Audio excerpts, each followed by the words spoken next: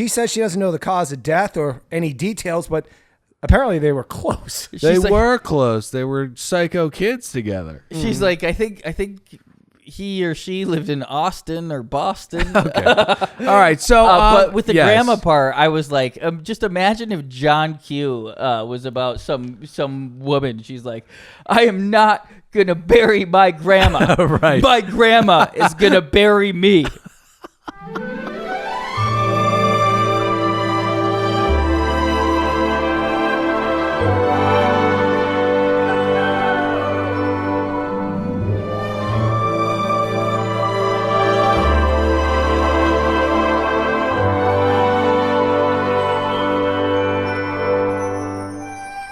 What's up? It's freaking time to talk about The Bachelor. It's a brand spanking new episode of another Bachelor podcast. My name's Dylan. I'm saddled up next to one real Nicholas Davis. What's crackulating, y'all? And sassy pants over there, Patrick. Stony Baloney, producer of the show. Dylan, Over there behind my glass. hi. A little pet peeve of mine with podcasts. I don't like when the show starts with the intro of one of the hosts just laughing. Like something happened that was funny that I can't be privy to now, but I guess I'm not owed an explanation. Sure, but and that very specific niche opinion that does not apply to the broader audience hath been heard. How are you doing? And I'm doing great. Okay, good. I'm even also a podcast listener, and I actually like the energy there we that go. comes about. So Seems put on. it was real. No, we're having a great time, guys. We have the privilege of talking about ABC's The Bachelor. And that could sound a little, dare I say, sardonic, but I really mean it. I mean, this episode was pure flame, as the kids would say. Pat, before we get into a fan favorite segment being general thoughts, do you have any public service announcements? Love is Blind, season 2. Yeah. Drops this week. Right. That means I need you guys to go over there to hear our coverage of it. Right? And where's there? Patreon.com/another podcast network. You get over there. Now's the time to make your move. Yeah. And by now, the episodes of Love is Blind are probably in your feed. So you know what we're throwing down. Yeah, okay? You know you're into it. So why don't you show us you appreciate us and let us wet our beaks a little bit. Yeah. Throw us $5 on patreon.com/another podcast. And if someone's doesn't really have that 5 on them. Right. What's a way to kind of accrue that kind of wealth? A couple different ways.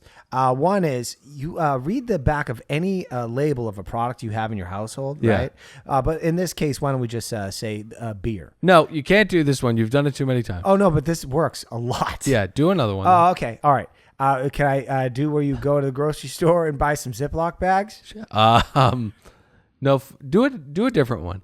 Oh, okay. What you do? Because that one that he was about to say involved you selling baking soda as cocaine or meth to homeless people, Zombies. And so let's not do that one. Oh, okay, all right. Well, let's not do any of them. Just go to patreon.com/another podcast network. $5. Love is Blind is there. Juan Pablo's season. Lots of fun video content. Another podcast show. PMZ. Oh my God, what a deal. Did I ever tell you guys about the Tinder class action lawsuit? You brought it up last week. I don't think or 2 weeks ago. Yeah. They were charging people different monies for the different ages. So get involved with that and get the $5 a month. Pat, we need to think of new ways to make money. I mean, I'm telling you guys. So we have got to get to episode 5 of what is season 26 of ABC's The Bachelor, hosted by Jesse Palmer and helmed by fucking Quasimodo. Pat, what are your general thoughts on the episode? Dylan, this is going to be shocking to you. That roast was fantastic. Fantastic. Yeah. I laughed my ass off. It was good. They were mean to each other. Oh, my God, yeah. One of them called the other one a cougar or something like that. And she's 32, the person in question. She's Hey, let's not... Can we not start off like that? She's not 32. Just in case there are some new listeners coming Fine. in.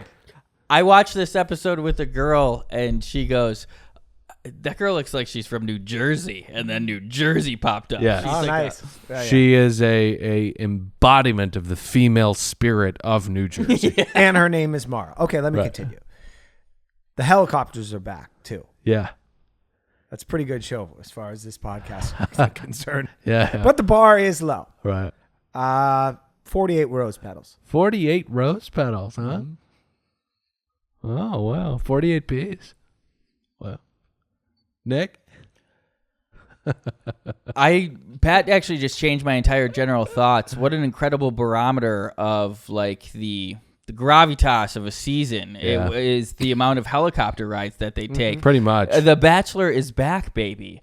We might have 2 episodes of Clayton just being like a big bore with 5-6 women left. Yeah. But right now we still got the drama and we have the production. I mean, it's crazy. We're in Toronto. Yeah.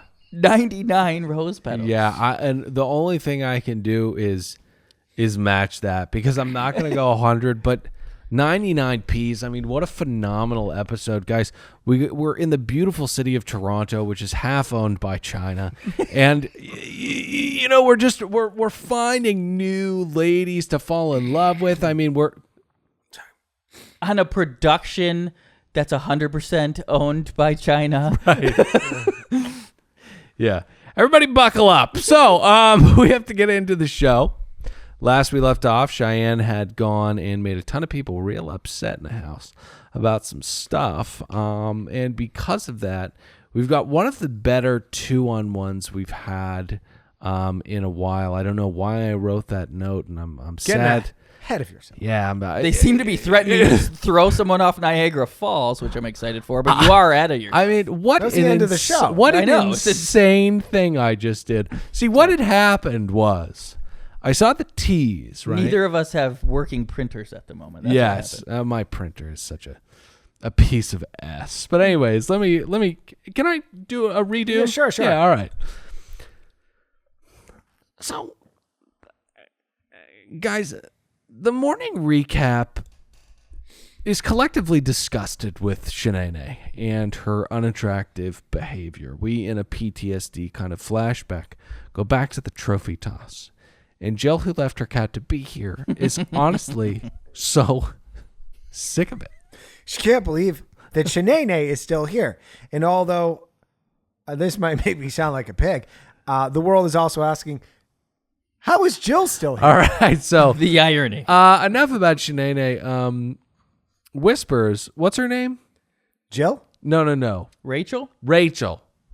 The pilot? Yeah, the pilot. I'm going to call her Whispers. The future Bachelorette, where they will reuse all of Peter Weber's tropes. All the true. wings of love. Hey, Rachel. why did you come here? What's your name? So she says that Clayton and Serene are going to have a great date. And then we hit the beach. Clayton. Hey, hold on. What's up? Date. Oh, thank Boy. you. Trying Bad to hosting. minimize my prominence in this show. There's a very specific It was a thing. personal attack, I yeah. felt it. There's a very specific crux start commencement of the date that we have to cover right now. Yes. Well, I wouldn't ignore that, but may I continue? Please. So, Clayton, the kid from Modern Family, who is now on TRT, is walking down the beach in ankle socks when he is met by Serene. Pat, we got a leg wrap around to cover. Full leg, a toddler jump Yep. to a full leg wrap around. Dad's back from war kind of leg wrap Oh, around. yeah. You didn't think you ever see that idiot again. Yeah. They make That out for idiot like again. 30 seconds. See you later, Dad. Have fun in Afghanistan, idiot. All right, so they head to, obviously, Galveston Pier. They hop on a little roller coasty, and I feel like she's immediately sensing his weird fidgety energy. He says that he's the coolest, and then I don't know, he beats the fuck out of her in carnival games. This man has chemistry with no one. No. The only one is with Whispers and later Gabby, but it's really just Whispers. I appreciated how you mentioned that he like he talks about and to them as if they're all draft prospects. Yes. And then he bodies them to like see what they're made out of in these carnival games. It's bizarre. He's a big dumb idiot. He's a kid from Modern Family on TRT. That analogy, I saw that in my head, the way that was playing out. That was good job. What's that? Thanks. Huh? What? Now I think the chocolate is kicking in. Earlier I thought he was angry at me for being too high, but now I think it's swinging. The pendulum is swinging. Yeah, look at that. Look at that. Stony baloney. So, hey, some of these rides scared me. We'll get to the. Oh, we will? Yes, Oh, okay. you'll give me one moment. So his humor is coming out a bit, but it's always about how tight he is. At the ice cream store, he jokes about what she wants besides for him. And they end the date on these swings. This is a no-go for me. I'm a big coaster boy. I would much rather go on like X3 Double Dog with like inverted 720s. Just I need something to be like a multi-million-dollar ride and then do whatever you want. Explain why you have fear, because I have similar fears over this particular ride. You are being spun at super, super high velocities over this beach, and the only thing that you are attached to the pillar with are chain links that they bought from fucking Home Depot. And That's exactly right, Dylan. And there's myriad accidents that get swept under the rug all over the country at these places. All over the country. As once highlighted on another podcast show, Action Park. Civil Action Park. Great doc. I highly recommend it on HBO Patty's Max. picks are a little hit or miss sometimes. So watch the trailer, do your research. Don't watch anything Pat tells you to. Patreon.com/another podcast network. All right. So we end this day with a few waves and a probing interrogation about how Clayton needs to cure her pain before he can move on and continue with their 3-week one-sided polyamorous relationship. So let's get to the night date. Hey, Dilly, before we get to that night date, I do want to say something about this. Because I don't think Clayton's a good listener, right? After they go on that scary ride thing, she says to him, hey, do you wonder anything about me? Tell me something that you're wondering about me. And he's like, I don't know. And the correct answer would be like, hey, what was your upbringing like? Why'd you decide to be on the show? Where do you see yourself in 5 years? Questions. But instead they just choose to start sucking face. And then he asks the camera, I like Serena a lot, but can we go deeper? Right. Yeah. She just asked you, would you like to know anything about her, or you wonder anything? That's the very definition of going deeper. Despite This is a weed show. This is a freaking weed show right now. it being undeniable how stoned he is and myself, I agree wholeheartedly with his point. This could go in the montage of Clayton saying dumb things to women that you've basically been keeping the catalog of all season. Yeah, it's going to be my opus. He kept going, there's like just something different about you. I don't know. You're like a little standout. And she was just like, I don't think she's into him, but she's playing the game. No, she's not in it. I don't think any of these women are, except for Whispers. She's on the wings of love. Really it. All right, so. The night date before we get there, the goal is for each other to get deeper. Just so set the table. So, and deeper we will get. Serene rolls up. She asks how he's doing. He says, better now. Fucking Jesus Christ. Jesus Christ. I rewound that literally to see if there was something that she whispered that I missed, because he did not answer her question. Nah. It was like when someone says, like you go pick up food somewhere and they're like, enjoy, and you're like, you too. Yeah. Damn it. Right. That was a horrible interaction. Yeah.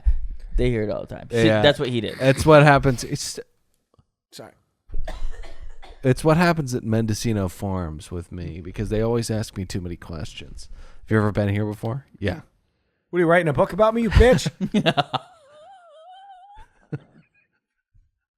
Says Pat to the bubbly white guy working at Mendocino Farms.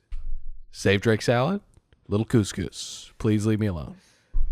All right, so Serene knows what's coming here. She says that today was fun, but he really started to grind his warthog teeth when I didn't want to talk about my mom dying. So tonight we're going to get there. Deeper. What a tragedy this show is. What a horrific thing this show subjects people to. They force these women to open up not only to America, but to an idiot, to someone they're not interested in at all, to someone whose only way to console them is to try to fucking hook up with them. And mention how many people died that you know. Yeah, so then we get to the pain.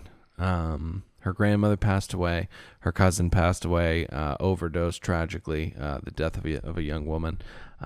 She recounts a beautiful memory of a massacre of beautiful creatures that her and her cousin partook in.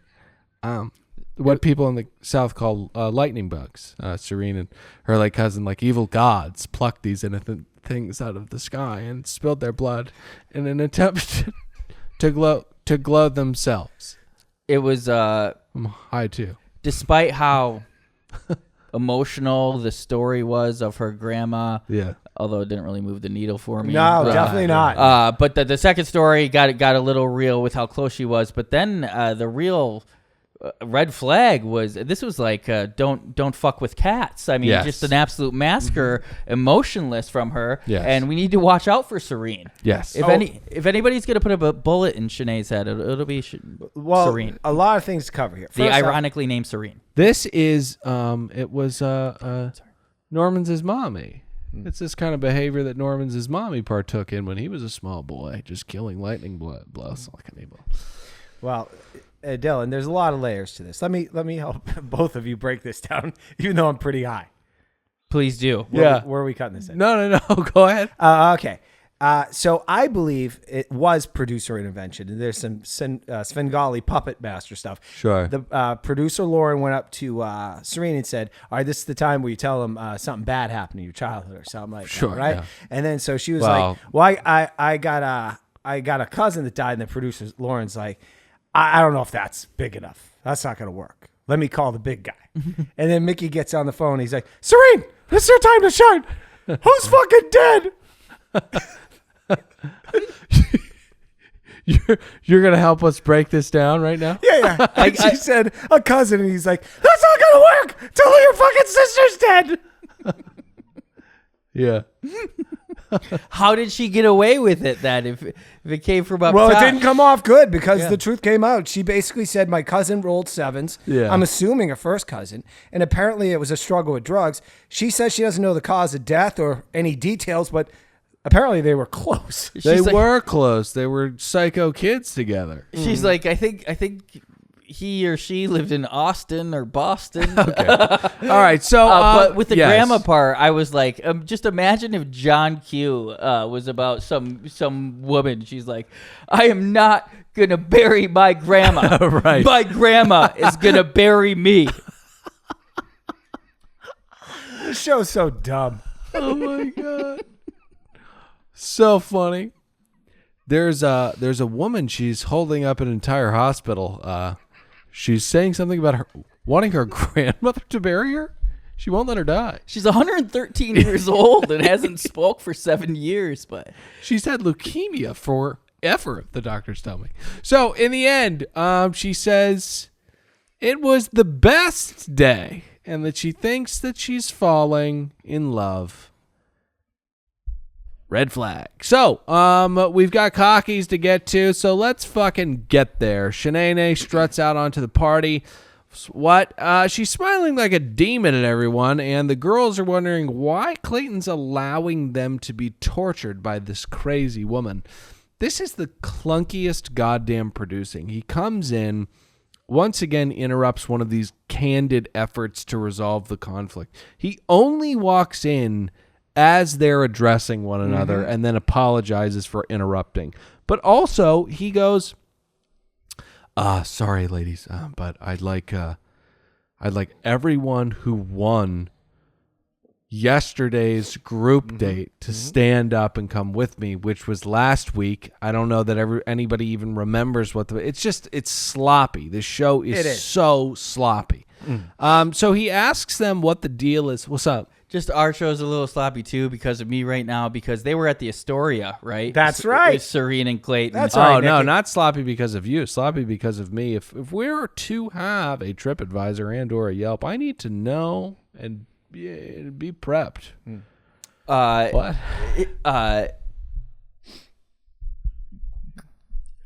We're gonna say, Nick. Because I do, in fact. That's bad hosting. Oh, you do? On my part. That's bad hosting. Yeah. Because I do, in fact, have, and evidently Yelp alive and well in Canada. So good for them. Good for them. It doesn't have to be a TripAdvisor review, and we could get stars like America intended, not circles. You know what isn't alive in Canada? Freedom. And so, anyways, LEZ. No politics, me. LEZ from Westside, Houston, Texas. 1 star on June 10th, 2020. Oh boy. She's only had 3 reviews ever. No friends. This woman doesn't Yelp. She was enraged. Oh, all right. She was so moved. I was gonna say must not have been a good experience to get her to go to Yelp. 1 of 3. And then also give 1 star. Right. She doesn't say it, but just from I can feel the tone, and she would, in fact, give 0 stars If she could. Yeah, I think she would have too. But she says, we were set to get married and have a reception at the Astoria on June 17th, 2020. We had to cancel all of our original wedding plans due to COVID-19 complications, and the Astoria has not been cooperative in refunding any of the money we had paid them. We were hopeful they would have more understanding in the midst of a global pandemic and economic crisis, but unfortunately now we are out of so much money that we can no longer have even close to the wedding we originally dreamed of. We really love the venue space and the people we work closely with throughout the planning process, but are extremely disappointed in the way the unexpected cancellation has been handled by the management. Wow. Yeah, you and everybody else who had weddings planned. That happened to a coworker of ours. That happened to so many people. I mean, it's just it's such a sad thing that people have lost the motivation to get married after going through such a drum of misery, just getting spun and spun and spun, cancellation after cancellation. Why don't we just go to a courthouse? No. Weddings are beautiful. Oh boy, it just hit me in the head, guys. You remember the day that my wife Sheree and I got married? We went to the Beverly Hills courthouse, and you know what we did the night we got married? We came to the studio and did a Bachelor podcast with you two. What? Why'd you bring that? What up? a memory! Well, you said we were his reception. You were my reception. That was my wedding. Yeah, nobody wants that. I had a great time. It was a good app. I don't remember that, but I don't remember. I do remember that day, but I don't remember what we talked about. But shit, the wedding thing, dude. I was so excited about it. These fucking Bachelor shows have been like, we're back to 107. 2017. Yeah, it'll be 107. Hey, I know where I can get us back on track. Why don't we give a breakdown of Clayton talking to the winning team? Yes, please. Please. Here's a recap. Sierra gives the Clayton the actual breakdown. The Olympian, Marlena, adds she'd like to win or lose the competition, but she could accept defeat. Hannah B 2.0 says, hey, how about an apology from Shanae? Teddy, the 14-year-old, asks if she can watch the new Despicable Me movie. 4-year-old shit his pants. Look at him. So yeah, I mean, 100%. They tell him. Sorry, Sierra tells him that Shanae is a crazy bitch. Which point taken. But Sierra, take it easy. You don't want to be the. No, don't be that one. Don't be the archetype protecting the Bachelor's feelings, because you don't know him and you're about to get sent home. So that I'm here for you. No, you're not. So he pulls Shanae and she says, yeah, so I got a little heated the other night. Screamed at the girls and threw the trophy in the pond. Should have done it. And Clayton says, now listen, if you're going to keep doing this, I might send you home. And I'm sure she probably rubbed the inside of his leg at some point, at that point, because it just stuns him. He gets completely hypnotized, and he gives her the opportunity to give a heartfelt and meaningful apology. And what do you know? Everything is fixed after that's delivered. Shanae proudly gloats that she lied the entire time and doesn't care about these sluts. She then says that Meryl Streep is beneath her, and we move on to the rose ceremony. Yeah, we're going to get there. I have this. Boy, this is how low this show's gone. She's not it. She knows that she's going to be the villain, and she realized she can profit off this. And she's playing completely into it like nobody ever has. Yes, but it is an interesting arc because we thought we had our villains in Elizabeth and Cassidy. And here comes the beggar that you didn't think was going to be the true force of evil in the tale. And she has risen to that high status. You know, here's the ugly part of pop culture, is we're going to reward this psychopath. Oh, my God. For the next 3 years. Yes. She might be the Bachelorette. I tried to get her on the show, and she responded. Oh, she did. She thought I said, she thought I said, love you on the show, but I said, we'd love to have you on the show. And she said, yes, right away. Then she got excited. She said she wouldn't. And then I was like, why don't you send us your mean DMs and we'll read them on air like mean tweets? Oh, that'd be fun. And she said she just deletes them and I was like, that's probably better for your mental health. And she seems to have great found job, Jesus. Shanae. She was just recently baptized. Oh, really? And that concludes Nick Knows Too Much. Wow. Good for her, man. Good for her. Christ heals everything. So, Pat? Yeah. Gonna need a roll call from you, babe. Oh, you're going to need a roll call. Absolutely. We're at a All right, here we go. Here's the roll call. Hit right? the music. Sarah, my wife says she's cute, but looks better without makeup. Fucking Sheree always getting me in trouble. Marlena, the Olympian, get off the show. You're better than this. The bartender, Mara, I still don't have a name for her. I guess I'll just call her Tina. Jersey. Tina works. That works too. Gabby, Hannah Brown 2.0. Eliza, nothing. Hunter, no clue who this person is on the show. I'm sorry. Every time I see her on the screen where they allow her more than 2 seconds of camera time, I'm like, I have no idea who the person is. Shanae! The producers realize we saw the trailer that makes it look like Shanae makes it to the final 3. Yeah, I love that. They tease what the end of the episode is going to look like. Season. Well, the end of this episode, too, before the episode starts. It's Shanae and Genevieve going to Niagara Falls, and then they have this suspenseful rose ceremony. What is up with you guys? You're so divergent. Everyone that works on this fucking show. Here's who goes home, and here's who's probably going to see a future in Bachelor in Paradise. Tia, the blonde version of her, she goes home. See you in Paradise. Sierra, sending her home. See you in Paradise. Jill, gone. She left her cat to be here, and she's going home. If she doesn't film or didn't film her walking in to see that cat for the first time, put some Sarah McLachlan behind it, she doesn't know what she's doing. I feel like brain dead after that interaction. That's Hunter. That's Hunter. Yeah. I hate her voice. Nick's got a drop board. Should we walk through a couple of them? Okay. Yeah. Let's listen. When was he doing this? Why would you put me on the spot like that? How dare you? Okay. Okay.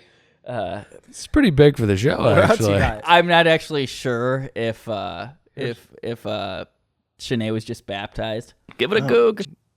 That's Mark Norman. Okay. Do we have any of us? I nailed that. I don't. No, we don't. But we will. This is we have a soundboard now, and we are morning radio officially. So definitely how I can participate if I get myself too high. In an effort, he turns into Stephen Hawking. He can just push the buttons.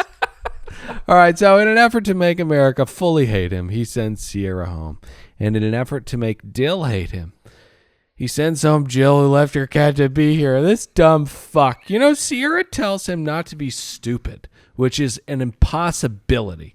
And I have to say that Shanae's success on the show is probably the biggest indicator of Clayton being a word that is fun to say, but you just can't say it. He's the softest of targets. He has only a lizard brain. He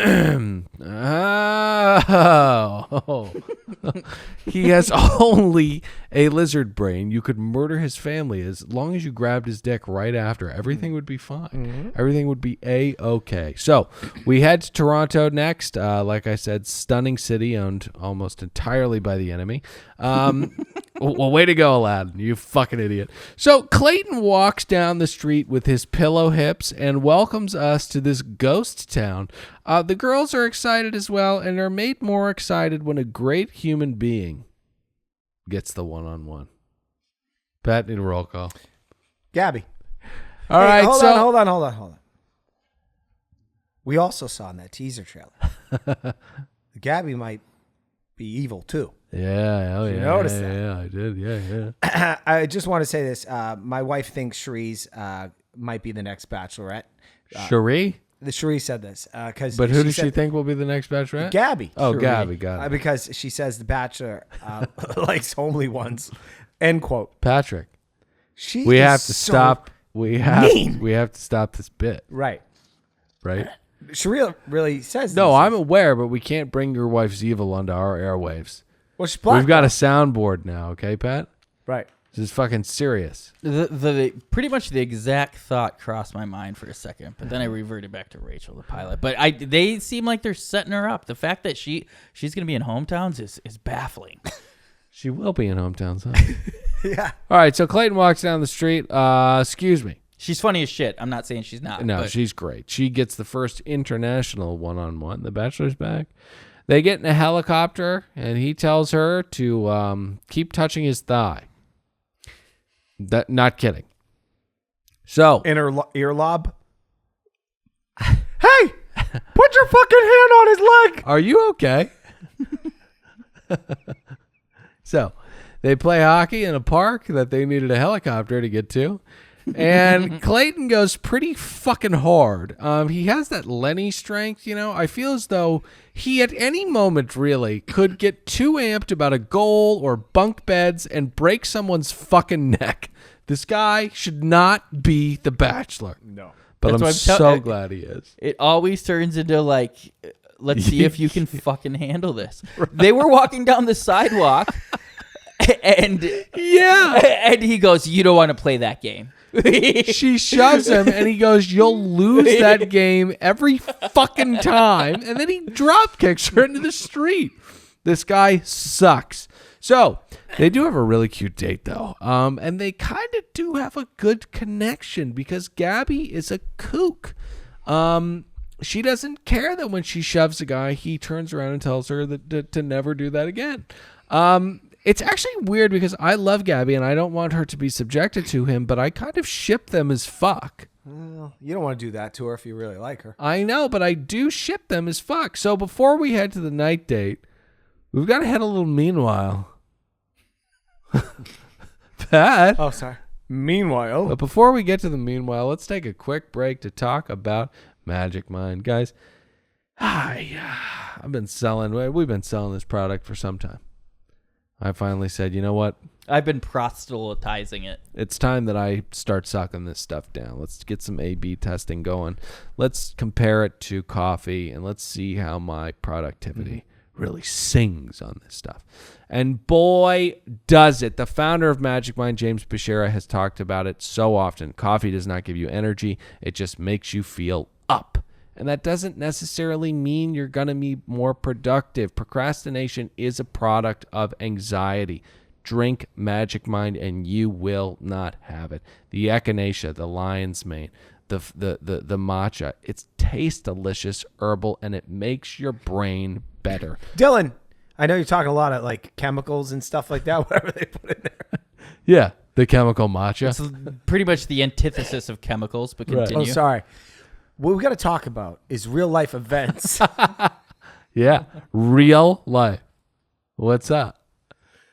My wife right now, she's pissed. Yeah. Yeah. This is a weed podcast. She's pissed because your nanny snuck a little Magic Mind. That's right. Yeah, and she showed up here with a she was in a Panamera. A Ferrari. Oh, a Ferrari. That's right. And I said, "What's up?" You said, "What's up?" She said, "I'm better than you," and she drove off.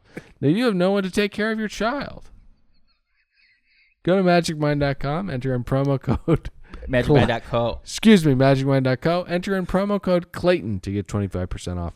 And guys, we're not fucking kidding about this. This is, those other sponsors. Don't let the door hit you on the way. But Magic Mind has helped us since the beginning. We care about the relationship we have with them. Go to the website and try this out. Genuinely, you will feel better and you'll help the show. One last try. Yeah. All seriousness. Please.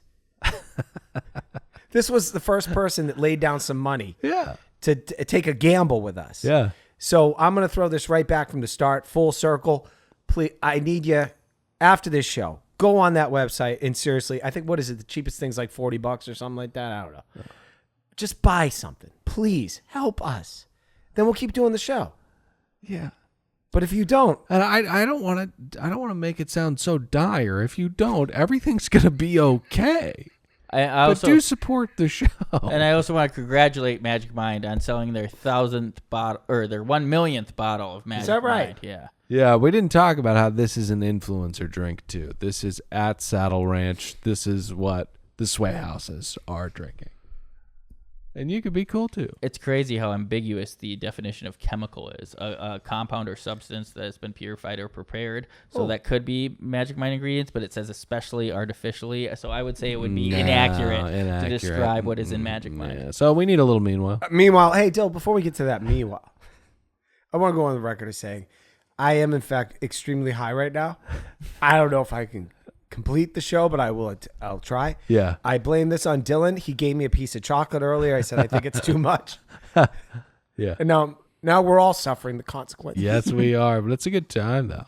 I think it's been relatively smooth. Yeah. Despite it's undoubted that you're high. I feel like you're extremely high. You're silly performing goose right now. Yeah, you're performing Can't stop great. laughing for no reason. Yeah. No, it's a lot of fun. This is a weed show tonight, but we won't be a weed show every night. Every week, every episode. All right, so it's like two fedoras right now. Yes, I'm the one that gets high here, brother. Yes, brother. Need that meanwhile.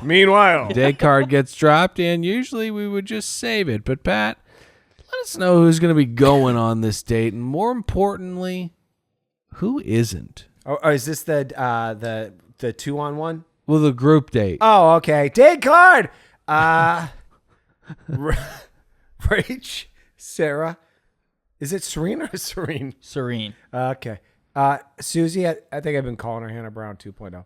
Hunter, Eliza, Teddy Bear, and the one that one of those girls said was a cougar. Did you say Hunter? Yeah. Who is the one you didn't know who she was? A Hunter. I feel like brain dead after that interaction. Nailed it. All right, so it was so organic. The setup. Who is not going to be going on the date? Oh, that would be Genevieve and Shanae. A 2-on-1 for the ages. By the way, here's one of the saddest part about how much this show sucks is the two girls already know what that means. That was never on the show before, but they've been watching it for 20 years. Now we all know the consequences of you not getting to go on episode 5. All things fucking chuggy. I was watching Temptation Island the other night. What an unbelievable show. Hey, go fuck that guy in a room. There's game theory involved. There are rules, regulations, twists, turns, love, sex. This is still a fun show too, though. So Gabby and Quasi sit down. She's forced to out her mother on national television and tell us three and the 2,500 other people watching this show that she feels insecure within love because her mother withheld it from her as a child. This is the kind of internalized understanding of someone who has been through therapy and someone who has done the hard work. Is she medicated? Maybe. But she's also journaled, and she's focused on her breath. And dare I say, she brings the best out of Clayton. I mean, this guy is, what's the word? Neurodivergent. But he's not insufferable when he's with her. He's kind of comforting and asking questions that aren't insanely fucking dumb. He knows he won't pick her. He can be real. You know what I mean? No, I don't think that's a good reason. Couple other things here, though. Oh, no. Can he do it? Can't wait to meet her mother at hometown. Well, that's not going to happen. Well, she does end up. Yeah, they do exploit parental-child turmoil quite a bit. She has had a lot of therapy, but what she also needs is to coincide with a boys coach. You know what I mean? Imagine next one. Okay. Clayton should have handed her a bill after that therapy session. Very one-sided. I thought too high. I'm going to take a nap. As far as the sob stories go, if you look at this one on paper, it's kind of meh. But the way she delivered it, oh my God. We need Serene to read a page of this book. Maybe I would have been moved, John Q, by your grandma dying 2.5 years ago. But Gabby, the delivery, now she's the Meryl Streep of this show. Oh, all right. So, I ship them as fuck. Let's get to the group date.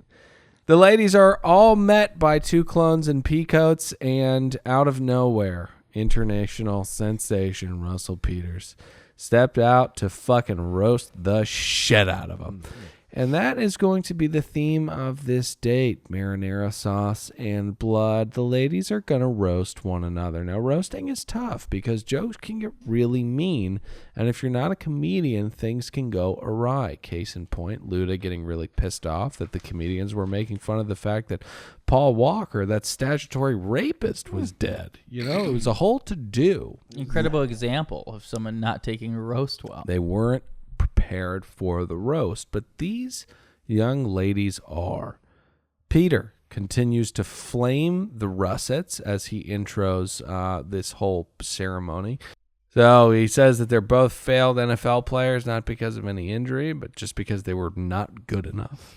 Get him, Russ. He's known as the roast master, apparently. The Canadian roast master. Yeah. Yep. Okay. Have either of you seen this man on a roast? And I've watched a lot of roasts. Never seen I've never seen this Russell man, period. Peters on a dais. You've never seen Russell Peters, period? I mean, I've seen him come into podcasts and stuff. I've never watched his stand-up. He's always pretty funny, but I've listened to 4 of his oh my hours God, back to back to back. It was when I had this job where I could just listen to stuff all day, and so I was like, I'm gonna check out Russell Peters. It's all Indian comedy. It's like, so I'm Indian, and then we right. We're Indian. Well, that's how you fill stadiums, dude. Right. And then we're Indian.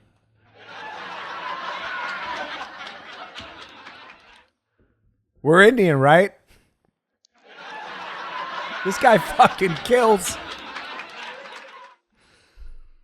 So Marlena's up first. Incredible performance. I mean, unbelievable. She just has so many incredible jokes that I didn't write down. Sarah comes after Marinara quite a bit, and Marinara goes after Sarah too. They make fun of one another's ages, and there were jokes at first.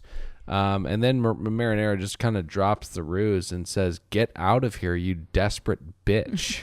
I wish they would have roasted all the assonants in these girls' names. You want a banana, Sarah and Mara and Nara and Tara? What's an assonant? Assonance is like, you know how alliteration is having the same sound at the beginning of a word. Assonance is the same vowel sound within the words. So like banana has assonance. Mississippi. Mississippi has assonance. Consonants is like fucking cool, right? Huh? Whoa, right? Am I crooked little I? Crooked little I? Humpback I. Mississippi. All right. Hey, a couple notable roasts here. Yeah. Eliza starts chatting up. I guess she has a dump truck ass, but yeah. Why isn't she the guy throwing out the trash? Oh my God, this is crazy. Hold on. This is crazy. I got a good one. Never seen him like this. Dude, I'm so high. Marlena talks about Hunter's IBS. Right, yes. That seems especially mean. All right, so I feel like brain dead after that interaction. all right, so this gets really nasty. I mean, like I said, good God. The Shanae roasts come kind of thick and fast. Any highlights in particular about her? My favorite was Heather saying that, she behaved like Jeffrey Dahmer, calling himself a victim. I mean, that's a good, Twitter personality joke right there. You know what I mean? Someone, and it wasn't as clever, but called her herpes. Yeah. All right, let's get to the night date. Night date. So Clayton loved the date. The day date. He thought the girls were a little too hard on him, but he had a lot of fun.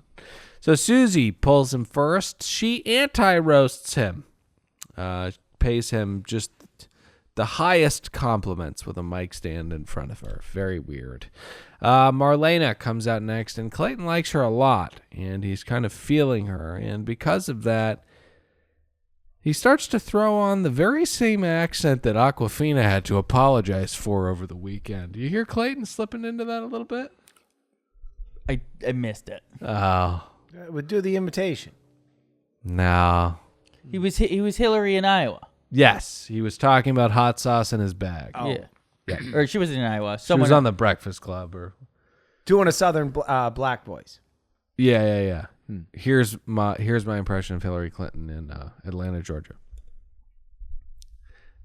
Nope. So we need a meanwhile here. Meanwhile, the day card is dropped. Oh boy. What is on it? One of you is going home. Oh, that's right. No matter what. We're going to Niagara Falls. We're throwing one of you. We're putting one of you in a barrel. Right. And you were going to have to go off Niagara Falls, which is a very low chance of survival.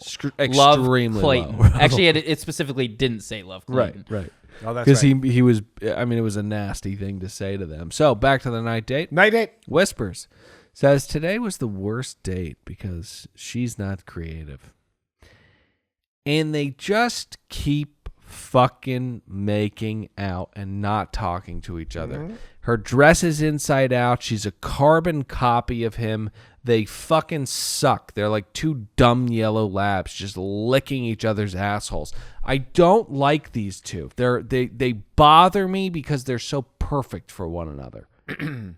I was going to say the trailer for the end of the season basically kind of ruined it.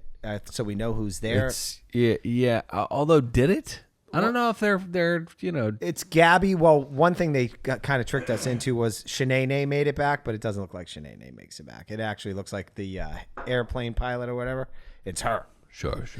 And he likes blondes. My point of it's Rachel, Gabby, Sarah, and someone else. This is Don't in the trailer. spoil it. No, this is what the trailer. I'm saying that the trailer is lying to us, but the trailer would indicate they lie to us all the time that it was those three I just mentioned. Yeah. He likes blondes. My point. What was your point? He likes blondes. He likes blondes. Yeah, that was the point, that he likes blondes. I think so. Yeah, Man, I'm lost. So, Clayton takes some maple syrup shots when they are revealed as maple syrup. He says they're going to be syrupy, huh? Not making that up. So get me out of here. Marlena gets shafted for the group date rose, obviously. She can beat him in most feats of athleticism, and she's black. So Whispers or Rachel the pilot gets the rose. I just can't. Do you guys feel as strongly as I do about her? I doubt it. She bothers me tremendously. Oh, I don't like her either. She just whispers and then gets super sexual with him. It's just such a nothing, empty relationship, but they're so passionate about it, you know? Oh, yeah, you said she's a hometown. It's like your favorite food being a marshmallow. It's weird. It's interesting, like what she's doing this city to city, just seducing men, being very sexual as being a pilot. That's what I was picturing. Yeah, that's true. So I don't have as much ire towards her. I'm more almost aroused. If I'm going to be completely 100% out of it. So let's get to the 2-on-1. The girls get in the car. They drive 3 hours to Niagara Falls in a 1990s limo. And that's when we get to the falls. One stays, one gets pushed the fuck over. Clayton says there's so much at the stake here. He says that. He says there's so much at the stake here. And into the falls our journey goes. Obviously, we're at a cliffhanger. We'll fill out the final 5 minutes with the 12th tease of the season that he fucks multiple women. And next week, we'll find out who goes home. But guys, until then, join us on patreon.com/anotherpodcastnetwork. Also, jump in the iTunes ratings and reviews. Leave 5 stars, will you? Please do it. Would you be so kind? Love is Blind next week. I'm so bad at editing these shows. More Bachelor next week. We'll see you then. I'm Dylan saying goodbye. Nick, say goodbye. Goodbye. Pat, say goodbye. Bye.